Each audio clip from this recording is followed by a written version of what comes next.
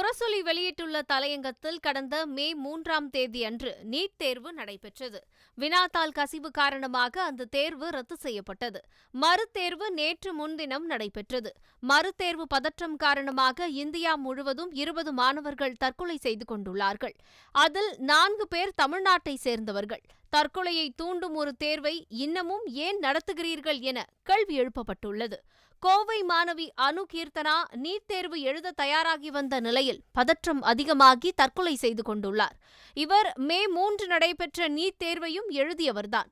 கடந்த முறை நன்றாக எழுதினேன், ஆனால் தேர்வு ரத்தாகிவிட்டது என்று அவர் திரும்ப திரும்ப சொல்லி வந்துள்ளார்.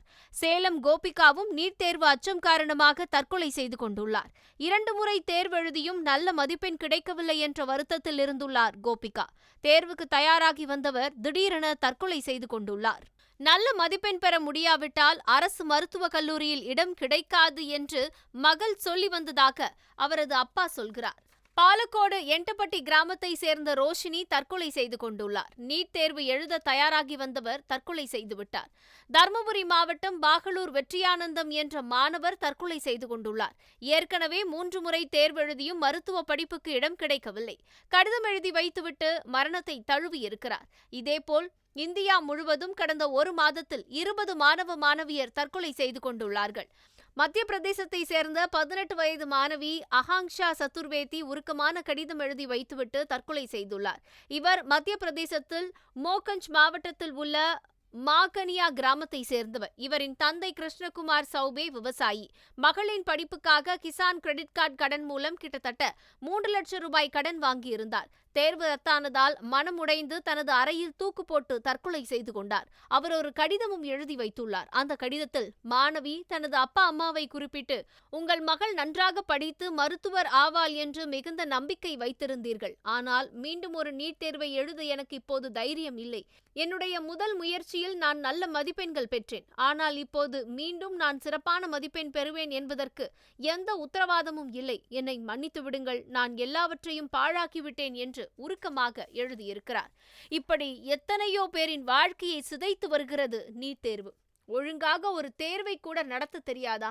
இளங்கலை மருத்துவ படிப்புக்கான நீட் தேர்வு மே 3ஆம் தேதி நாடு முழுவதும் நடத்தப்பட்டது. 22.79 லட்சம் மாணவர்கள் இத்தேர்வை எழுதினார்கள். இந்த தேர்வையே தேசிய தேர்வு முகமை ரத்து செய்தது. கேள்வித்தாள் கசிந்து விட்டதாக சொல்லி ரத்து செய்வதாக சொன்னார்கள். 2016 முதல் ஒவ்வொரு ஆண்டும் இதுபோல ஏதாவது ஒரு பிரச்சனை இத்தேர்வில் நடப்பது வழக்கமானதுதான். ஆள்மாறாட்டம் செய்து தேர்வு எழுதுவது அதிகம் நடப்பதும் இந்த தேர்வில்தான். கேள்வித்தாள் லட்சக்கணக்கில் விற்பதும் இந்த தேர்வில்தான். சிபிஐ விசாரணை நடத்துவதும் இந்த தேர்வில்தான். மாணவர்கள் பெற்றோர்கள் கைதாகி இருப்பதும் இந்த தேர்வில்தான்.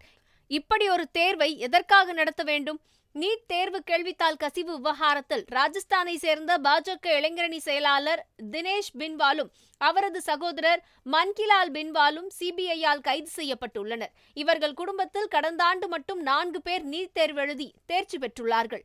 இந்த ஆண்டு தினேஷ் பின்வாலின் மகன் நீட் தேர்வு எழுதியிருக்கிறார். கேரளாவில் MBBS படிக்கும் ராஜஸ்தான் மாணவருக்கு முதலில் இந்த கேள்வித்தாள் கிடைத்துள்ளது.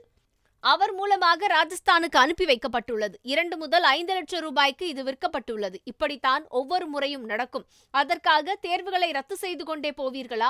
யாரோ சிலர் செய்யும் தவறுக்காக லட்சக்கணக்கான மாணவர் உயிரோடு விளையாடுவதா என முரசொலி கேள்வி எழுப்பியுள்ளது. ஒரு தேர்வை கூட ஒழுங்காக சர்ச்சைக்கு இடமில்லாத வகையில், புகார் வராத வகையில் ஒன்றிய அமைச்சர் தர்மேந்திர பிரதானால் நடத்த முடியவில்லை. தர்மேந்திர பிரதான் பதவி விலக வேண்டும் என்ற கோரிக்கை வலுத்து வருகிறது. தர்மேந்திர பிரதான் பதவி விலகும் வரை ஜந்தர் மந்தரை விட்டு வெளியேற மாட்டோம் என இளைஞர்கள் போராட்டம் தொடங்கியிருக்கிறார்கள். நீட் தேர்வை ரத்து செய்ய வேண்டும் என்று தமிழ்நாடு சட்டமன்றத்தில் 3 முறை மசோதா நிறைவேற்றப்பட்டு குடியரசுத் தலைவருக்கு அனுப்பியிருக்கிறோம். ஆனால் குடியரசுத் தலைவர் ஒப்புதல் தரவில்லை. ஒட்டுமொத்தமாக இந்த தேர்வு முறையையே ரத்து செய்தாக வேண்டும். மோசடி தேர்வுக்கு முதலில் முற்றுப்புள்ளி வையுங்கள் என முரசொலி தனது தலையங்கத்தை நிறைவு செய்துள்ளது.